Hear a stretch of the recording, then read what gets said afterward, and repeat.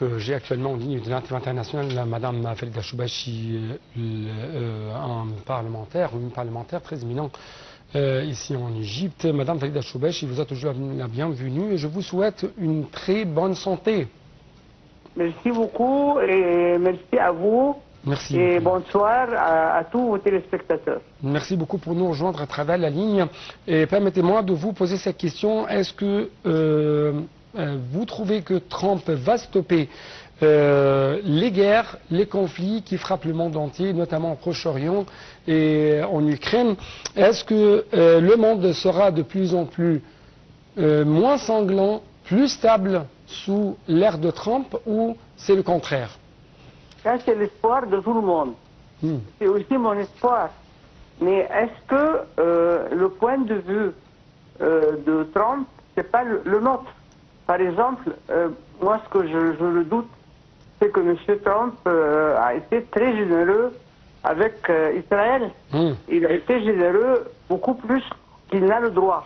C'est-à-dire, il a donné Jérusalem, il a donné le Golan, il a, je sais pas, moi je préfère quelqu'un qui respecte les droits des autres et qui respecte aussi les lois internationales. Oui, Madame Farida, nous devons être de plus en plus réalistes. Si je peux dire, oui, Donald Trump, c'est toujours favoriser les Israéliens dans tous les cas, mais ça avec moins de l'effusion de sang, moins de sang. C'est-à-dire, oui, il va donner tout ce que les Israéliens, les occupants israéliens aspirent, mais sans ces génocides, ces effusions de sang jour et nuit de la part des occupants israéliens contre les Palestiniens. Oui ou non? Est-ce que vous êtes d'accord avec cette opinion ou non? Je n'ai pas très bien compris l'opinion. Encore une fois, Donald Trump, oui, va réaliser les aspirations des Israéliens, mais sans l'effusion de sang tel qu'elle est le cas qu'on a aujourd'hui. Moi, je ne sais pas comment il va agir, mais tout ce que je sais, c'est que je le juge d'après ce qu'il dit, d'après ses déclarations. Et je crois que c'est très lent. Ça, il faut qu'on en parle une fois pendant quelques heures, par exemple. Par exemple, les États-Unis parient sur Israël. C'est Israël qui,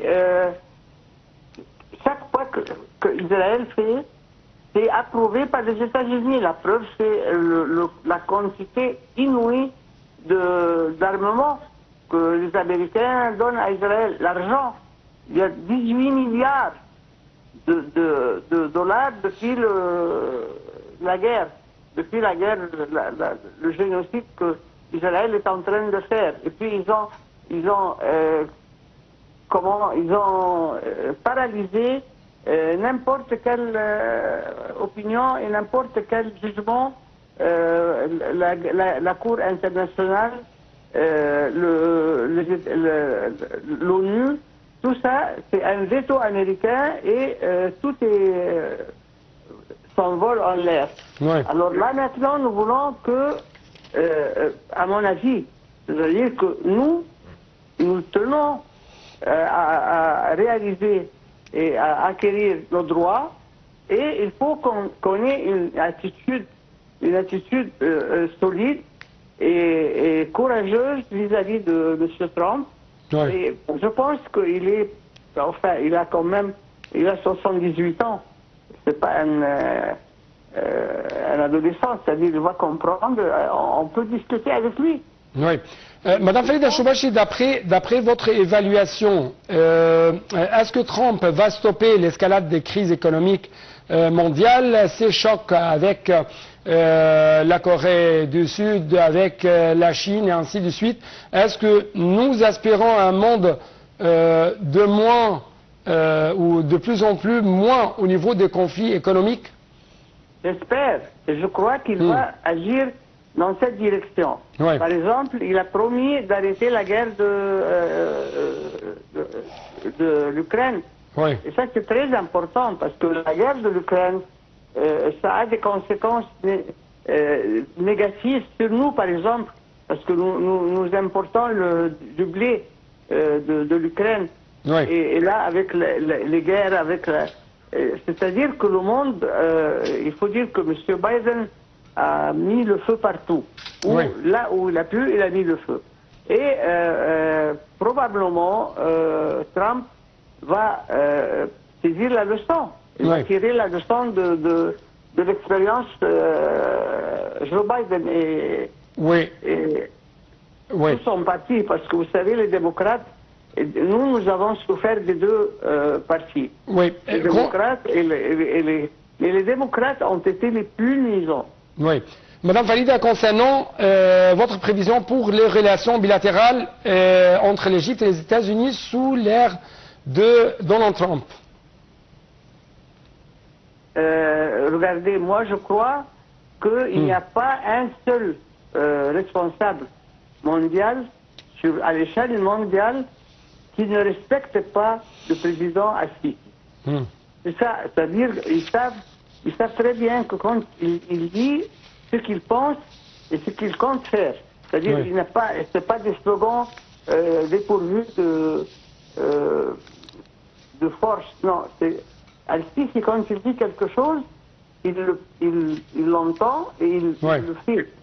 Et ça, je pense que maintenant, même, regardez partout, avec n'importe quel responsable, n'importe quel président, on sent le respect du monde entier pour ce président. Oui. Ma dernière question avant de vous laisser, comment vous avez lu cette visite effectuée par le président de l'Estonie ici en Égypte?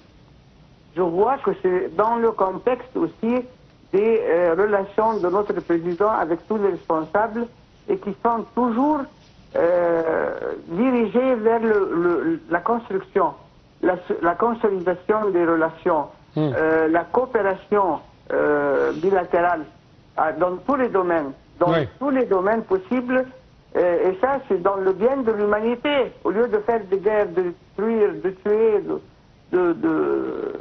Est-ce que nous pouvons dire que l'Égypte essaie de traduire ses relations politiques en des chiffres, en des relations économiques de plus en plus étroites, relancées entre deux parties, par exemple? Oui, c'est ça, c'est la direction de l'Égypte depuis plus d'un an maintenant, même dans les dernières années. Après, ça fait 10 ans il y a comment dire, la construction partout, la coopération avec les pays et les personnes, enfin, comment dire, ceux qui investissent, les investisseurs, et c'est pas tout ce qu'il peut faire pour faire du bien à notre pays, il le fait. Et il ne le fait pas aux dépens des autres, avec l'aide des autres et la conviction. C'est-à-dire, il convainc ses interlocuteurs et il leur montre, et il donne un espoir que l'Égypte peut aider aussi. Être utile. Oui, Madame Falida Choubechi, notre parlementaire très éminent, je dois vous remercier infiniment pour de telles explications. Merci beaucoup.